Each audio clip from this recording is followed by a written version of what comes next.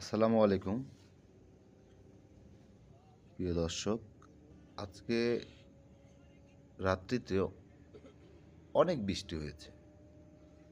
তো ডিউটিতে যাওয়ার সময় বাসে চড়েছিলাম, দেখলাম রাস্তার দুই পাশে মরুভূমির মাঝে মাঝে জমাট হয়ে রয়েছে পানি।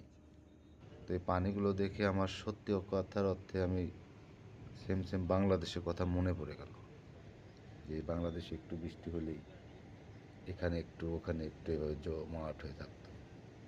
আসলে কিছু সময়ের জন্য বাংলাদেশে চলে গেছিলাম। তো আসলে সকালকার আবহাওয়াটা অনেক সুন্দর ছিল। তো এই আবহাওয়াটা আসলে বাংলাদেশকে মনে করে দিচ্ছিল বারবার, যে আমাদের বাংলাদেশে বৃষ্টি হলে এরকমটাই হয়। তো দেখুন, ভিডিওটা অবশ্যই ভালো লাগবে।